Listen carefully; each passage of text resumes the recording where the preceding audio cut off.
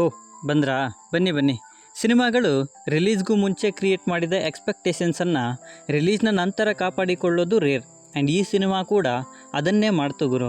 ಹೌದು, ತಳಪತಿ ವಿಜಯ್ ಅವರ the goat cinema release ಆಗಿದೆ. ಹಾಗಿದ್ರೆ ಸಿನಿಮಾ ಹೇಗಿದೆ, ನನಗೆ ಹೇಗೆ ಅನ್ನಿಸ್ತು, ಎಲ್ಲವನ್ನೂ ಡೀಟೇಲ್ ಆಗಿ ಮಾತಾಡುವ. ಅದಕ್ಕೂ ಮುಂಚೆ ಚಾನಲ್ಗೆ ಹೊಸಬರಾಗಿದ್ದರೆ ಚಾನಲನ್ನು ಸಬ್ಸ್ಕ್ರೈಬ್ ಮಾಡಿಕೊಂಡು ಪಕ್ಕದಲ್ಲಿರೋ ಗಂಟೆಯನ್ನು ಕೂಡ ಬಾರಿಸ್ಬಿಡಿ. ಯಾಕೆಂದರೆ ಇದೇ ತರಹದ ಮತ್ತಷ್ಟು ಡಿಸ್ಕಷನ್ ಜೊತೆಗೆ ಭೇಟಿಯಾಗ್ತಿರೋಣ. ಆ್ಯಂಡ್ ಈ ವಿಡಿಯೋ ನಿಮಗೆ ಇಷ್ಟ ಆದರೆ ನಾನು ನಿಮ್ಮ ಕಡೆಯಿಂದ ಬಯಸೋದು ಒಂದು ಲೈಕ್ ಮಾತ್ರ. ಅದನ್ನು ಕೂಡ ಕೊಟ್ಟು ವಿಡಿಯೋನ ಕಂಪ್ಲೀಟಾಗಿ ನೋಡಿ. ದಿ ಗೋಟ್ ಇದು ವೆಂಕಟ್ ಪ್ರಭು ಅವರು ಡೈರೆಕ್ಟ್ ಮಾಡಿ ತಳಪತಿ ವಿಜಯ್ ಅವರು ಮುಖ್ಯ ಪಾತ್ರದಲ್ಲಿ ಕಾಣಿಸಿಕೊಂಡಿರುವಂಥ cinema. Gandhi and team special anti terrorism ಸ್ಕ್ವಾಡಲ್ಲಿ ಕೆಲಸ ಮಾಡ್ತಾ ಇರ್ತಾರೆ. ಆ್ಯಂಡ್ ಆ ಪ್ರೊಸೆಸ್ಸಲ್ಲಿ ಮೆನನ್ ಅವರಿಗೆ ವೈರಿ ಆಗ್ತಾನೆ. ಸೊ ಈಗ ಆ ಮೆನನ್ ಆ್ಯಂಡ್ ಗಾಂಧಿ ಟೀಮ್ ನಡುವೆ ಹೇಗೆಲ್ಲ ಫೈಟ್ ಆಗುತ್ತೆ, ಜೊತೆಗೆ ಡಿ ಏಜಿಂಗ್ನಿಂದ ತಳಪತಿಯವರ ಮಗ ಬಂದು ಕಥೆಯಲ್ಲಿ ಹೇಗೆಲ್ಲ ಟ್ವಿಸ್ಟ್ ಕೊಡ್ತಾನೆ ಅನ್ನೋದೇ ಸಿನಿಮಾದ ಪ್ಲಾಟ್. ಇಲ್ಲಿನ ಪಾಸಿಟಿವ್ ವಿಚಾರಕ್ಕೆ ಬರೋದಾದರೆ ಆಬ್ವಿಯಸ್ಲಿ ತಳಪತಿ ವಿಜಯ್. ಆಲ್ರೆಡಿ ಅವರು ರಿಟೈರ್ಮೆಂಟನ್ನು ಅನೌನ್ಸ್ ಮಾಡಿದರು. ಮತ್ತೀಗ ಅವರ ಬೆರಳೆಣಿಕೆ ಸಿನಿಮಾಗಳಷ್ಟೇ ಉಳಿದಿರೋದು. ಆ್ಯಂಡ್ ಈ ಸಿನಿಮಾದಲ್ಲಿ ಅವರ ಸ್ಕ್ರೀನ್ ಪ್ರೆಸೆನ್ಸ್ ಮತ್ತು ಪರ್ಫಾರ್ಮೆನ್ಸಿಂದ ಫ್ಯಾನ್ಸ್ಗಳಿಗೆ ಹಬ್ಬ ಮಾಡಿ ಉನ್ನಿಸ್ತಾರೆ. ಎಮೋಷನ್ ಸೀನ್ಸ್ಗಳಲ್ಲೂ ಕೂಡ ತುಂಬಾ ಚೆನ್ನಾಗಿ ಪರ್ಫಾರ್ಮೆನ್ಸನ್ನು ಕೊಟ್ಟಿದ್ದಾರೆ. ಸೊ ಸಿನಿಮಾ ಪೂರ್ತಿ ಒನ್ ಮ್ಯಾನ್ ಶೋ ಅಂತ ಅನ್ನಬಹುದು. ಇಲ್ಲಿದ್ದ ರೆಫರೆನ್ಸಸ್ ಆಬ್ವಿಯಸ್ಲಿ ಸಿನಿಮಾದಲ್ಲಿ ಈ ಹಿಂದೆ ಬಂದ ಬೆಸ್ಟ್ ಸೀನ್ಗಳ ರೆಫರೆನ್ಸಸ್ಗಳು ಸಾಕಷ್ಟಿವೆ. ಆ್ಯಂಡ್ ಅವು ಸಿನಿಮಾಗೆ ವ್ಯಾಲ್ಯೂವನ್ನು ಆ್ಯಡ್ ಮಾಡೋದರ ಜೊತೆಗೆ ಫ್ಯಾನ್ ಮೂಮೆಂಟ್ಸ್ನ ಕೂಡ ಕ್ರಿಯೇಟ್ ಮಾಡಿರೋದು ನಿಜಕ್ಕೂ ಇಂಪ್ರೆಸಿವ್ ಅನ್ನಿಸ್ತು ನನಗೆ.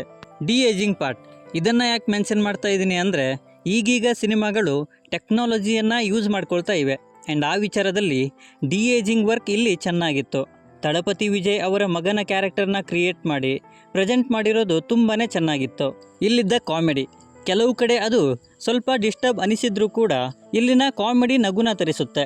ಅದರಲ್ಲೂ ಯೋಗಿ ಬಾಬು ಅವರ ಎಂಟ್ರಿ ಪೋರ್ಷನಿಂದ ನಗು ಸ್ಟಾರ್ಟ್ ಆಗಿದ್ದು ಅವರ ಕೊನೆ ಪೋರ್ಷನ್ವರೆಗೂ ಹಾಗೆ ಉಳಿಯುತ್ತೆ. ಕ್ಲೈಮ್ಯಾಕ್ಸ್ ತುಂಬಾ ಚೆನ್ನಾಗಿ ಪ್ಲ್ಯಾನ್ ಮಾಡಿಕೊಂಡು ಎಕ್ಸಿಕ್ಯೂಟ್ ಮಾಡಿದ್ದಾರೆ. ಸ್ಟೇಡಿಯಂ ಅಲ್ಲಿ CSK versus Mumbai Indians match, ಅದರಲ್ಲೂ MS ಧೋನಿಯವರ ರೆಫರೆನ್ಸಸ್ ಸಖತ್ತಾಗಿ ವರ್ಕ್ ಆಗಿದ್ವು. ಇನ್ನು ನೆಗೆಟಿವ್ಸ್ ತುಂಬಾ ಇದ್ವು ಗುರು. ಕಾನ್ಸೆಪ್ಟ್ ಆ್ಯಂಡ್ ಪ್ರೆಸೆಂಟೇಷನ್ ತುಂಬಾ ಪುವರ್ ಆಗಿತ್ತದು. ಅಪ್ಪ ಮಗ, ಅಪ್ಪ ಹೀರೋ ಮಗ ವಿಲ್ಲನ್ ಕಾನ್ಸೆಪ್ಟ್. ಆ್ಯಂಡ್ ಈ ಥರದ ಕಾನ್ಸೆಪ್ಟನ್ನು ನಾವು ಈ ಹಿಂದೆ ಸಾಕಷ್ಟು ನೋಡಿದ್ದೆ, ಅದೇನೂ ಅಷ್ಟು ವರ್ಕ್ ಆಗಲಿಲ್ಲ. ಅದರಲ್ಲೂ ಪ್ರೆಸೆಂಟೇಷನ್ ಕೂಡ ಹಾಗೇ ಇತ್ತು. ಅಂದರೆ ಕೆಲವು ಸೀಕ್ವೆನ್ಸಸ್ಸನ್ನು ನಾವು ಈಸಿಯಾಗಿ ಗೆಸ್ ಮಾಡ್ಬೋದು, ಅಷ್ಟು ಸಿಂಪಲ್ ಪ್ರೆಸೆಂಟೇಷನ್ ಇತ್ತು ಸಿನಿಮಾಗೆ.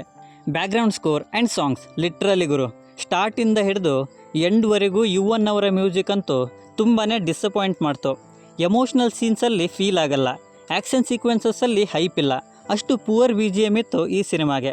ಆ್ಯಂಡ್ ಸಾಂಗ್ಸ್ ಗುರು, ಮೊದಲಿಗೆ ಅವುಗಳ ಲಿರಿಕ್ಸ್ ಚೆನ್ನಾಗಿರಲಿಲ್ಲ, ಇನ್ನು ಅವುಗಳ ಪ್ಲೇಸ್ಮೆಂಟ್ಸ್ ಕೂಡ ಅಷ್ಟೇ ಕೆಟ್ಟದಾಗಿತ್ತು.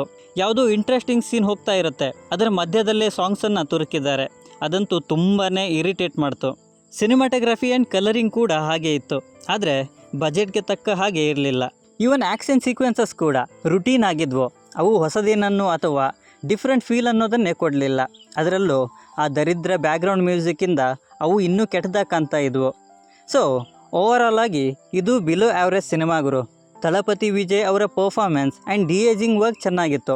ಸೊ 3 ಗಂಟೆ ಟೈಮ್ ಪಾಸ್ ಮಾಡಬೇಕು ಅಂದ್ಕೊಂಡಿರೋರು ಫ್ಯಾಮಿಲಿ ಜೊತೆಗೆ ಹೋಗಿ ಈ ಸಿನಿಮಾನ ನೋಡ್ಬೋದು. ಇನ್ನು ಆಲ್ರೆಡಿ ನೋಡಿರೋರು ನೀವು ಆಗಿದ್ದರೆ ದಯವಿಟ್ಟು ನಿಮ್ಮ ಒಪಿನಿಯನ್ ಏನೇ ಇದ್ದರೂ ಕೆಳಗಡೆ ತಿಳಿಸಿ. ಇನ್ನು ಈ ವಿಡಿಯೋ ನಿಮಗೆ ಇಷ್ಟ ಆಗಿದ್ದರೆ ದಯವಿಟ್ಟು ನನ್ನ ಚಾನಲನ್ನು ಸಬ್ಸ್ಕ್ರೈಬ್ ಮಾಡಿಕೊಂಡು ಸಪೋರ್ಟ್ ಮಾಡಿ. ಕೊನೆಯಲ್ಲಿ ಸಿಗ್ತಾ ಇರೋಣ.